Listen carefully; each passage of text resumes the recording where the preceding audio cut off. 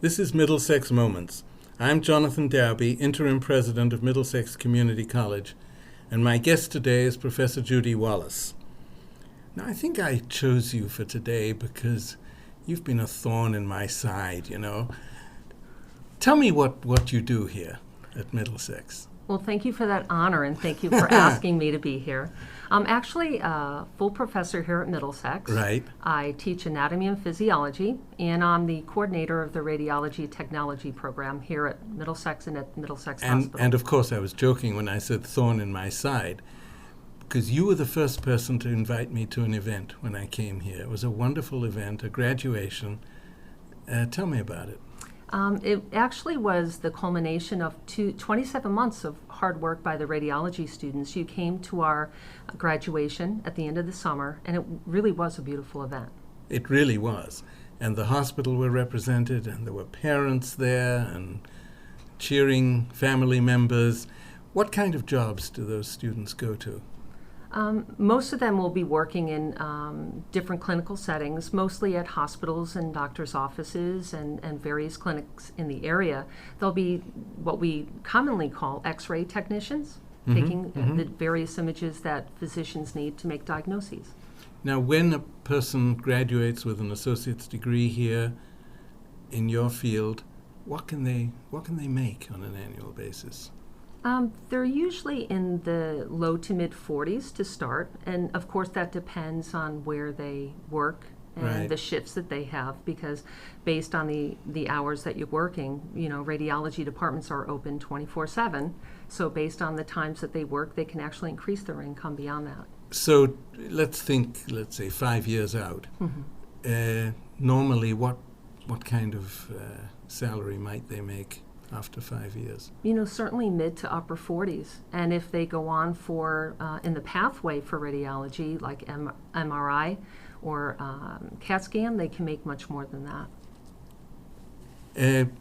So I'm talking with Professor Judy Wallace, who's been here, 10 years, you said, been at the college 10 years? Yeah, I have. I'm completing my 10th year now. And we'll be back momentarily. This is Middlesex Moments. I'm Jonathan Darby, Interim President of Middlesex Community College, and I'm having a conversation with Professor Judy Wallace. And she just told us that she'd been at Middlesex Community College for, 10 years, 11 years? I'm completing my 10th. And I need to remind you that there is one faculty member who's been here for 41 years. So you have another 31 years to go. You may think you're a senior professor, but you're just a spring chicken. Now, what brought you to Middlesex 10, 11 years ago? You know, it's amazing. 10 years ago, I was teaching at Central, and I was also teaching at Tunxus. And I had not seen Community College in Farmington? That's correct. And I had not really seen the advertisement yet for the position here. And I had colleagues around the area that actually called me and asked me to apply here. They said the position seemed very well suited for my skills, and they actually encouraged me to apply, which I did, and I guess the rest is history. Yeah. Now, were you teaching the same thing at Tunxus? Were you a part-timer there and then came to Middlesex as a full-timer? Was that how it worked? That's correct. I was teaching anatomy and physiology there, as well as some other courses like nutrition and other biology courses. And at Central Connecticut State University in New Britain, I was teaching other biology courses. So I was teaching in the same, type of information, but various courses within that. So tell me about the courses you teach here at Middlesex. Well, my first love is anatomy and physiology. Those are the courses that most allied health students take and nursing students take. Now, if I want to take anatomy and physiology, do I need any preparation? Are there any prerequisites? There's actually 3 prerequisites, all college level courses. The first is English composition. The second is a general biology course, Bio 121, and the third is a chemistry course, Concepts of Chemistry, Chem 111, all 3 with a grade C or higher. Ooh. So I can't just come to the college and enroll in your course? No, that's correct. And how many people do you have in a typical class?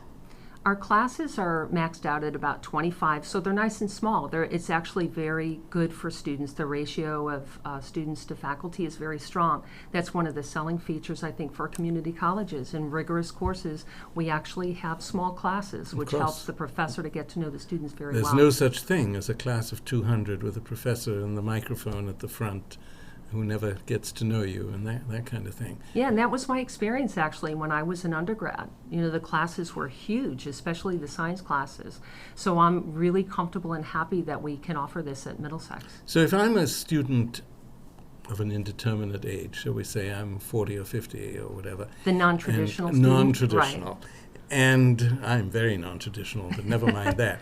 If I'm a non-traditional student and I think I have some math and chemistry skills, can I avoid taking those classes, or do I have to take college chemistry, math, and English before I enter your classroom?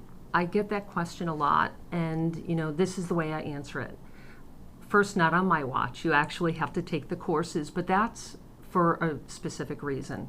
We really want the students to perform well. Anatomy and physiology is a course that all the programs look at. And in fact, for the nursing program at the community college level, it's 25% of their application, the weight of their application. So their grade in Anatomy and Physiology 1 actually matters. With that in mind, and with our goal of having the students meet their own professional goals, the prerequisites aren't arbitrary, they're actually important.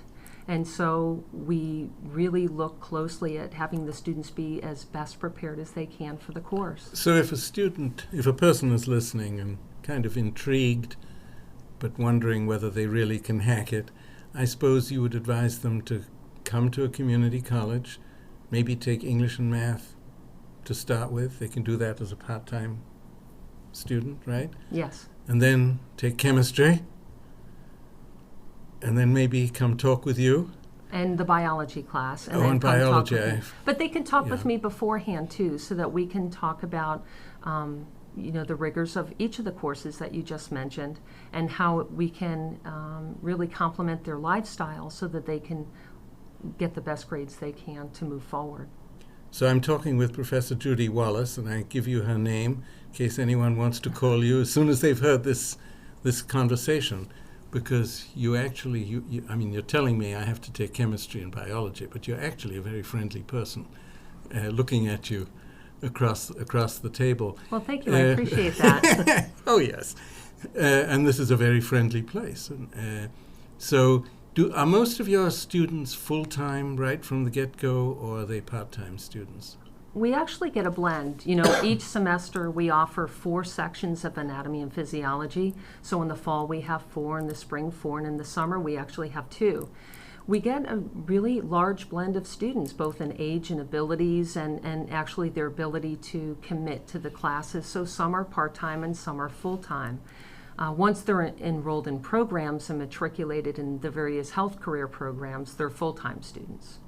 So how long would a student normally take from when they first take a course at the community college to when they graduate splendidly and make their $40,000 a year?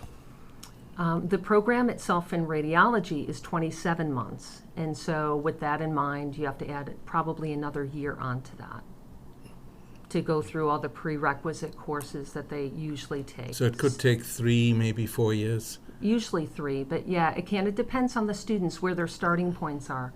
One of the beautiful things about a community college, and one of the reasons why I'm here, is that students are able to apply to the college and start at the beginning, wherever that is for them. The beginning point is different for each student. But one of the things we do as we get to know the students is to map out a path for them. And we try to look at their timeline and a realistic amount of obligations that they have and help them go to the finish point. Well, one thing I was very impressed with at that graduation we were talking about, you had, on the one hand, one student who told me that she had begun with developmental courses. She didn't think her math was up to snuff, and it probably wasn't. And she had difficulty writing and, all of that.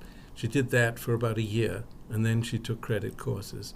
On the other hand, You had a gentleman, I believe, and you'll know who I'm talking about, with a master's degree, I think in English, and he was changing careers, and he was off and running. I mean, he loved it, and obviously didn't need all the preparatory courses. He probably would have taken 2.5 years to go through. Well, certainly I'm not the sure. 27 months. So, Yeah. you know, maybe the sciences. Usually people are missing science courses if they have prior degrees. And I'm glad you brought that up because most people think community college students are always just starting at the beginning, where sometimes students are very accomplished in other areas and come to us with various degrees. In fact, several times in my anatomy and physiology classes, I've had students with doctorates. So we get a huge Wow. blend of students. Now, It's you very yourself, diverse. you yourself have a doctorate, Correct. don't you? It's in what? Physical therapy. I'm actually a physical therapist in clinical training. And so I've been a physical therapist since 1982. And I've been practicing ever since. And I think that's one of the things that community colleges also offer. The faculty here have a lot of credentials in the subject matter that they teach and a lot of real-world experience. And we offer that to our students in the classroom. Yeah, and I have to stress that we have a faculty here that's very happy to talk to students when they're beginning, when they're perhaps not quite sure whether they even want to come to a community college. They can come talk to you and Correct. get a feel for what's out there, and you'll guide them and advise them. And I assume sometimes they take your advice, Well, I hope so. not always, and that's okay. Right. Do you have some people who take a year or so and then take some time off and then come back? Or once they're in the program, are they usually just set in the program? Well, usually when they're in the program, I would say the majority of students complete it in the timeline that we expect. But, you know, life is life, and sometimes there's curveballs. And so sometimes students will need to step out and return, and we do everything we can to support them and help that happen for them. Okay, I'm talking with Professor Judy Wallace, and this is Middlesex Moments, and we'll be back. This is Middlesex Moments. I'm Jonathan Dowby, Interim President of Middlesex Community College, and my guest today is Professor Judy Wallace, and we've been talking about what she teaches. Now let's get a little personal. Where did you go to college, Judy? Did you go to college to be a professor here? Yes, I did. Thank you for asking. Actually, I got my undergrad degree. I was a very traditional student, fresh out of high school. I went to college. So was I. And I did my 4 years. I went to UConn and graduated with a bachelor's in physical therapy. And I began... So you wanted to be a physical therapist Yeah. from the get-go. Why? I really Why? did. It's funny because as a student in high school, my grades were good. And... you know, I remember my guidance counselor speaking with me and asking me what I wanted to be when I grew up. Yeah. And at 17, I was going to be 17 in college. I really had no idea at all. And I was the first person in my family to go to college. So my parents were very supportive. Like but many students in community colleges, of course. Correct. Yeah. And I think that's one of the reasons why I love being here is I can relate to the students, and I think the students can relate to me. So I remember we had a career fair, and my guidance counselor said, do you want to go into medicine, law, you know, what do you want to do? And I actually could not have envisioned the path that led me here, but they had someone who was a physical therapist. I like medicine, I love science, and I got to shadow them. And I just fell in love. I totally fell in love with the concept of being able to work with various ages and various settings, the autonomy in the practice. And it was a very easy decision. Would you for advise, me. if someone is listening and kind of intrigued and maybe 17, 18, that kind of age, would you advise them to shadow someone? Absolutely. In fact, myself and a colleague, Professor Raymond Dennis, who runs the optical program here at Middlesex, because of our clinical experience and our educational background and our desire to help students, we actually, in collaboration with other colleagues from the community college system, developed a course called HLT 103, Investigations in Health Careers. HLT, what's Yeah, that? health. Health. It stands for health. Yeah, I could have figured that out.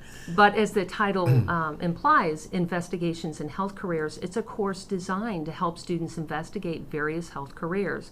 And a component of that is a shadowing component where they get to shadow a healthcare provider in a clinical setting. And it has been run for the past 3 years here at the college and very well received by the students. It's a really important course for them. So could a student who maybe is going somewhere else take that one course at Middlesex Community College to kind of get a feel of what health programs are all about? Could they take, what time of day is that course offered? We offer it in 2 different ways. We offer a traditional course, probably every other semester on ground, here at the college. And it's usually run on Tuesday and Thursday mornings from 9:30 to 11. Yeah. And then we also offer it in a hybrid format, which means much of the content is online for the convenience of the student, and they come in here on various days, maybe 5 or 6 visits on campus here for different activities, in addition to the shadowing opportunity that we set up. I would have thought that would be a neat course for someone to take who might want to follow in your footsteps but isn't quite sure. Right. Oftentimes our students, traditional and non-traditional, even the older students, know that they want to go in a health career, but really don't know which one. Oftentimes they're choosing a career that maybe someone else told them about, or the ones that they know of, not the ones that they don't know of. Right. And there are so many. So oftentimes students have 2 or 3 in mind, and they do some exploration in the career. We have them visit different websites. We have guest speakers, and then they shadow, and sometimes they decide it affirms their decision, yes, I want to do this, or they say, you know what, maybe this isn't for me. Right. And both are equally important. It's okay. Yeah, absolutely. So for those who are listening carefully, they should go on our website and access HLT 103, Investigation in Health Careers, and it's a 3-credit science course. Now, is there a prerequisite for that? They have to be placed into English comp, so they have to be college ready. Okay, Yeah. That seems reasonable. So we left you with a bachelor's degree at UConn. Yes. Okay, what then? And in the olden days when I graduated, that's all you needed to practice physical therapy was a bachelor's degree. But since that time, it evolved to a master's and now a doctoral level. So when you finished at UConn, did you go into the world of work for a while? I did, and I loved it. It was such a good fit for me. I immediately worked at a major hospital, and I enjoyed it very much, very, very much. And in fact, for a brief time, I was working at Middlesex Hospital too, on the side as a physical therapist, and now to be the coordinator of the radiology program, again, that wouldn't have been something that I would have connected. There must be people there that you worked with. There are, there are some longtime staffers there, and that's one of the things at Middlesex Hospital as well, is they have long-term employees. So it's a good place to work. So you got your bachelor's degree, you went into the world of work. Tell us about the master's. I started a family, and I was staying home for a few years, and I actually intellectually wanted to do other things. And so while I was at home, I started attending evening and weekend courses, and I eventually got my master's degree in biology at Central. So, again, those are the students that we have as well, trying to blend their families and other responsibilities and furthering their education. So I kind of lived that. How many kids, if I may ask? I have 3 children. Thank you. And they're all grown, presumably? More or less. Yeah, my son actually graduated from UConn and is in a professional program in finance. My daughter also graduated from UConn, and she's working as an actuary in the state. And my youngest is up at Northeastern. In Boston? In Boston, correct. Yep. Spending all your money? All of it, yes. So thank you for having me here. Oh, yeah, anytime. And so then, in the fullness of time, you decided to get a doctorate. Right. Well, before I made the transition to teaching, I started going to St. Joseph College in West Hartford, and had started on the pathway to teaching there to get the credentials for teaching. And I found I wasn't as well suited for high school education, I think, as college. I like the intellectual rigors and the diversity of the college campus and just the pulse that's here. And so I migrated to more college level teaching, and eventually I came here and started my doctoral program. One of the things I wanted to model for my students was the passion for lifelong learning. And I also became more empathetic with them as I tried to juggle work and family Work and family school. And, Correct. And writing the dissertation. Yes. What was that about? I actually took advantage of being here at Middlesex and partnered with Professor Raymond Dennis in the optical arena. And I looked at injuries, overuse injuries, that professionals kind of get through a career in the optical business, the way that they have to position themselves in the environment that they work in with overuse injuries, different neuropathies and orthopedic injuries and things like that. So that's actually what I did. I went to some of their conferences and visited and did some survey and testing. And now you're a full-time, full professor at Middlesex Community College. My favorite question, what's your biggest surprise over the years here at the college? That's interesting. I guess my biggest surprise is how much things change over time. And I like that. I think I get bored easily, so I like challenges. And the community college system is in great demand right now and is very responsive to the community. And with that in mind, it's very dynamic. And so there's always new challenges for me, and I enjoy that. I've been able to do a lot of professional things, get involved in things that I wouldn't have anticipated. So you mentioned change. What kinds of things might you do in your professional life today that you wouldn't have done 5 or 10 years ago? I guess 5 or 10 years ago, I was looking at just making the anatomy and physiology program here strong, which it is, and I'm very proud of that. Absolutely. But aside from that, now we're responding directly to our community. For example, Professor Dennis and I have been working this morning, actually, before I came in, on offering. We had written a grant, and we have gotten approval for the grant, and we'll be offering that HLT 103 health, Investigation in Health Careers course to high school students in the area free of charge. So the students will be able to, 15 students, come here and take a college course, and with their textbooks, all inclusive, it'll be free for the students. Wow. Which is wonderful for them. Yes. Have you told the high schools about this yet? We have begun contacting them. We're trying to get all the pamphlets and marketing materials together. But when does the course start? It will be this spring semester, so it's going to be this spring. And I think, especially in today's economy, to have an opportunity for students to take a college level course to explore a career path is really important. So it's things like that I wouldn't have anticipated, but we're able to respond to the needs of the students and communities and offer that. So a high school student can take this course online? It'll be in a hybrid format. So yeah, part of it will be online. They can probably take a lot of it and do some of the work at the high school. They need computer access, of course. And then there will be several, probably 5 or 6 sessions here at the college. That's exciting. Yeah, it really is. We're really proud of that. What else has surprised you about, you talk about change and how your job has changed over the years. Maybe I should ask you, in 5 years' time, what's your job going to look like?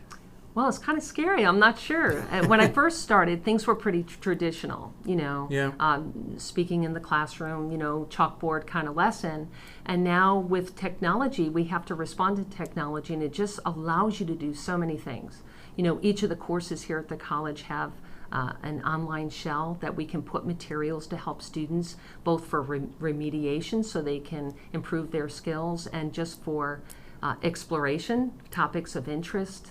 And also areas for students that are maybe more advanced, like the PhD students that I mentioned, things for them to consider to broaden their understanding. I would think you have plenty of students who want to get in. And you have more students than you can take, probably. Correct. Don't you? Yeah, which is really sad because we do such a good job. It's sad that we have to, we can't accommodate all students, but we try. But presumably if a student comes and talks with you, you can say, well, maybe not this year, but next semester. I mean, you can work something out. You don't just send them away empty-handed. Absolutely not. I No, would hope. we want students to come here and talk to us so that we can, Yeah. help them see other opportunities and ways to approach a problem. Well, we have to stop. This has been Middlesex Moments. My guest has been Professor Judy Wallace. Take a look at our website, mxcc.comnet with 2 M's in it, comnet.edu. I'm Jonathan Dowby, Interim President of Middlesex Community College. Have a good day.